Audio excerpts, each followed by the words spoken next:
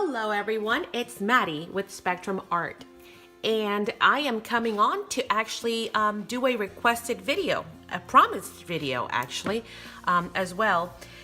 This past Sunday during my live, we actually went ahead and started doing a mixed media craft together session, in which basically we go live and we actually craft together. The idea is that we're all actually crafting together at the same time, doing the same thing. Or not, I mean, that is the ideal situation, but of course, some folks just come in and hang out with us just because they want to see what it is that we're doing, or they're doing their own projects, wrapping up their week. Sunday nights are, we have a lot of fun, but they're very relaxed, and we just basically want to hang out together and wrap up the week and get ready for a new week for Monday. So again, the idea is to create together, and the way we've been doing that is by getting into mixed media. So whether you are an experienced mixed media artist and you are going to rock this, to another whole nother level, or whether you have never done a single piece of mixed media art, this is for you. Because again, we're working together. The way that it works is we actually start with prompts with wheels, okay? And I've actually, let me see if I can show you guys. Let me open this real quick. I've actually created wheels that we spin. Oh, hang on. Oh, I can't find them, of course not.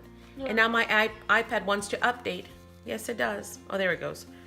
But we've created these wheels, and what we do is we actually first spin. The first thing we do is we spin and we figure out how many prompts we're going to be working with. Then the chat, because it's interactive, everybody's working, not only the people on the panel, but also the people in chat, you guys. So for example, they pick wheel number 1 and we spin it. And I hope that the glare is not too bad. And it actually tells us what it is that it landed on. And that would be, wheel number 1, and then we'll do another wheel, and so on and so on and so forth. So let's say somebody in chat picks wheel number 5, then we would spin that wheel. For the second prompt, if somebody picks wheel number 9, then we spin that one, and so on and so forth. So when we spun this past Sunday, we actually first spun and got 8 prompts. So we knew we were going to be creating a mixed media piece utilizing 8 prompts. These were the 8 that were actually picked. These are just the number of the wheels that the people in chat selected. So I just kind of keep a note on it. And the 8 prompts were, the first one was brush, second one was stencil, third was numbers, fourth one was lines, fifth one was drips, 6 was flowers, 7 was random color, and there's a wheel for that also. So we spun the wheel and the color was gray. And it was kind of funny because a lot of the folks that were creating, if you go back and watch that live, were like, oh no, not gray. They didn't like gray. I love gray. And actually today is a gray day, and it's very dark in here, and it's nighttime now too, to boot, but it's been really, really dark today, all day. And I'm okay with that. So it was kind of funny that that's the color that came up. And then the 8th prompt was hearts. So we knew we had to create a mixed media piece utilizing these 8 prompts right here. The cool thing is they have to be done in this order. So a couple of reasons why this is super cool. I'll try and be brief and explain it. Number 1, you're going to use supplies that you probably have laying around and either A, haven't used in a long time, or B, have not even considered using. Because some folks were saying things like, okay, what do I do for a stencil? And we started, the chat and those in the panel started giving suggestions as to what could be used for a stencil. And those are the moments where you're like, oh yeah. So you start really thinking outside the box, okay? So that's one of the neat things about working on these together. So we picked these.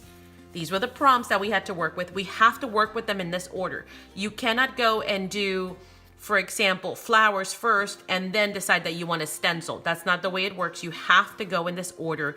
to be fair. I mean, it's your art, so ultimately, I guess you're allowed to do whatever you want.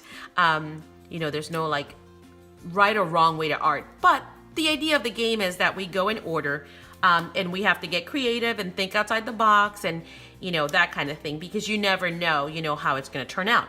The other cool thing is at the end, the difference between the projects was phenomenal. I mean, not a single piece that was worked on looked even remotely close, but yet they all had the exact same elements that were worked with. So it's neat how everyone interprets all these things differently. And when we're done, we're actually posting them on Facebook. So we get to see each other's creations as well. So that's kind of neat as well. So long story short, I was not home. I was actually outside, and not outside, I mean outside of my home. I was traveling, and so I couldn't create because I didn't have any of my supplies. So I hosted it and all that, but I couldn't actually create. So I owe you guys to create mine. So what I'm gonna do now is do that. Now, this is gonna be my first time ever, I guess, speeding up a video. I'm gonna try. So I'm gonna go ahead, and to be fair, I haven't even thought of any of this because you kind of have to create on the go. And so what I'm gonna do is I'm gonna go ahead and get started and create my mixed media piece, so that everybody could see it and I can share it. And then don't forget that we're going to be playing again on Sunday. So hopefully you guys now understand a little bit more as to how it works, and how we're going to be playing. So you'll join along, or feel free to just stop in and help us out, cheer us on, and give us suggestions until you get the hang of it and you feel comfortable and you want to play along. So let me go ahead and stop the video because I'm not sure how to just speed it up if I'm still recording. I'm going to stop it and then start another segment where it's going to be sped up, and I'll get creating. Okay, I'll see you guys at the end. So I was just about to create when Madison reminded me of a couple of things, and I was like, oh yeah, I forgot to mention real quickly that gesso is a freebie, and by that I mean pre-gessoing whatever surface you're going to work on. So I am going to work on paper, so I can gesso a piece of paper. If you can, I mean, you can use this mixed media obviously for anything. I mean, you can do a lamp, a shoe, a book, a bottle, a canvas, a paper, a journal page. So when we start creating, the same prompts will apply, but you can apply them to anything you're actually wanting to decorate, to do some mixed media on. If you have like a piece of wood and you want to, you know, do it on that, that's perfectly fine. So gesso or priming your surface is a freebie. Water is also a freebie. So if you need to dilute your paints, or if you need to you know, spray anything on there so that it actually, the water helps it to move around, you're more than welcome to do that as well. So wanted to make sure that you guys know that ahead of time. And I also wanted to share, Madison had a good point, to kind of explain to you guys why we are doing this. Not only because it's fun and it's relaxing, and it really does not require any prep work, because we're actually creating it as we go. You're not having to really think and gather all the stuff. You're actually just creating on the go, and there's no right or wrong. And, you know, it's just a lot of fun. So again, it's a very relaxed way of doing it. But for example, you can end up with a beautiful canvas when you're done. You can end up with, you know, a project that you had meant to go ahead and work on, and now you have. I have been using paper because I've actually been cutting it up and making different stuff out of it. So let me show you some of the ones that I've created. Now, again, I want to give out a huge shout out to Danina. And I'll link her group below, because although there are many people who are doing this all over YouTube, I did actually, I love hers, and hers is so much fun. And by the way, if you want to do another one of these or similar to this, she does a live on Mondays as well, on Monday evenings. And she has also a Facebook group in which you actually post your creation. So these are actually some of the ones that I did during her prompts, and I posted on her group, so I wanted to share those with you. Some of them are incomplete now. I guess let me start with a completed one so that you guys understand. So from a piece of paper, I typically cut out and get 2 postcards, and then 2 bookmarks, So this would be what the page kind of looked like to begin with. A bigger tag, excuse me, so 2 postcards, 2 medium tags, a larger tag, and a bookmark. So all of that was actually one page that I created and then went ahead and cut up, okay? So as you can tell, I mean, they're just really fun mixed media art pieces. And now you're building up your stash. So whether you want to use them and cut them up for ATCs, for backgrounds, for cards, I mean, just as easily as I cut these out for that, you know, you could also have a card and mount your pieces on a card. You can make bookmarks, or some people are just using them as journal. They're journaling in a journaling book, and they're just creating the pages inside the book. So you can use them for anything you'd like, and you can also scan them when you're done, so you can even recreate. So this is usually what I get out of them. This was the first one I think I did in Danina's group, but I only have these pieces left because it was a fall prompt mixed media thing, and I actually gifted some of these already. So this is what I got left: a postcard and 2 tags. This one was another one that I did. So you see how different they all are. And the funny thing is, if you look at everybody else's, they are totally different. But you know, you end up with these really neat pieces, you know, one of a kind mixed media art. Here's purple one, and again, sometimes, you know, you don't get to choose the colors. The colors are chosen for you, so you end up, you know, with colors that you wouldn't even normally work with, but it all works in the end. So you see, that's another one. Yeah, let's show them yours. This one was, this one was the one we worked on this week. Madison didn't want to do a whole page, and that's okay too. Like I said, you could work on anything. I mean, if you want to mix media, you know, a box, you can do that. But she chose just an index card, which we backed up, obviously, to make it thicker. But this was Madison's. And the funny thing is, if you look at this and this, we use the exact same prompts. You know, the browns and the oranges and whatever other colors they called for. But look how different they are. You know, she still has silver. I have silver, but they turned out completely different. Is that hysterical? It's funny. So, yes. So anywho, just wanted to share that with you guys before I get to creating. So I will be back. And here it is, my completed mixed media paper. Unfortunately, I could not figure out how to fast forward, and I'm glad I did actually, you know, test it before getting started. I try to do, you know, a test video and just talking and trying to figure it out, and I couldn't. But I am definitely going to try and figure it out because I would love to do those in the future. However, what I did do was I went ahead and took pictures before every single stage or during every single stage, so you guys can see the progression, and I'll post those right after this video. Now, to kind of share with you guys, one of the things that I did share earlier and wanted to make sure you guys remembered was that you can photocopy your pages when you are done before you cut them up, and that way you will end up with over 50, you know, if you do one every week with us, different original pieces of art that you can actually use later on for other things, tags, backgrounds, junk journals, whatever it is that you'd like. And of course you can lighten or darken it. This one came out a little darker than the original, so the colors are richer. And I guess I could have lightened it, but it was kind of neat, so I'm okay with that. And so let me share with you what I did do, and you'll see the pictures next of the progression. The first thing I did was, the first prompt was brush, and let me go through these this way.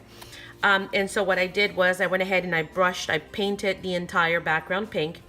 The second step that I did was I went ahead and stenciled the scrolls that you see back here in a brown color. Then I went ahead and added numbers to do that.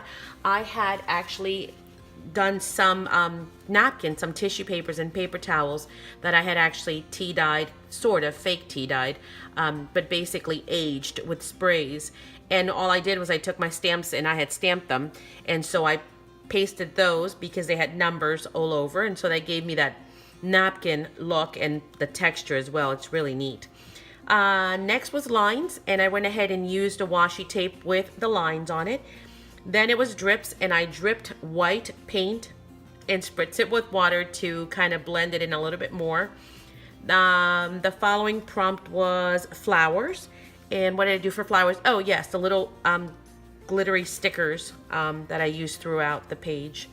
And then the random color was gray, and so I used a gray to edge my borders, once again watering down that paint so that it would actually run. And the last one was hearts, and to do that I went ahead and just used some vellum paper and cut it by hand in the shape of hearts. Some were more round, some I decided to go a little bit longer, and then just kind of, you know, distress them or ink them around the edges to kind of make them pop out a little bit more. Now, I did want to show you also that when I was placing them on that last step, I did actually try and keep in mind that one would go here. Here, let me use this side so you guys can see. So I wanted a heart there, a heart there. These were going to be tags, so I knew I wanted a heart there, a heart on this tag. Then the other tag was going to go this way, and that's why this heart is facing in that direction. And then the last strip that's usually left over is this piece right here, which is the bookmark, this skinny one. And I didn't really want to put a heart on that because I already had a flower and some washi, and it's pretty busy, so I wanted to leave that alone. So this is it. I'm gonna go ahead and start cutting it now, and the way that I do that, let me bring my cutter so you guys can see. The way that I do that, the first thing that I do again is cut the postcards. Now, according to the USPS, the maximum size for a postcard is a 4 1/4 by 6. That's according to the USPS measurements for it to be able to, you know, be mailed using a postage stamp, you know, as opposed to a regular letter stamp, which is a little bit cheaper. So what I do is I measure out at 4 and I cut. I don't care about the 0.25. So I cut there, and then because this is a 12-inch piece of paper, I just cut right down the middle. I go to 6 and I cut, and that gives me my 2 postcards. And you see how the hearts are now placed in the right place. And then I'll go ahead and trace my tags and cut them out as well, and the bookmark. And then I will go ahead and edge it and round the corners and back it up with some cardstock, because again, actually this one's kind of clean. This one's not that bad, but usually when I do artwork, it tends to be pretty messy on the background. So I like to always, you know, back it up with something clean, and also something that'll make it a little bit more sturdy than these are right now. Although that is a pretty good consistency for a postcard. It's definitely postcard thickness. But I will go ahead and do that, and then I will post pictures to follow, showing you guys the finished set, as well as the pictures, as I mentioned, in the progression. So I hope you guys have enjoyed it, and we will talk to you soon. Again, hopefully you will join us on Sunday, and you'll be able to create your very own mixed media pieces of artwork and build up your stash. Thank you so much. And again, remember, everyone can craft. Everybody can do this. You know, I can't wait to see what you guys come up with. So we'll talk soon. Bye. Thanks so much.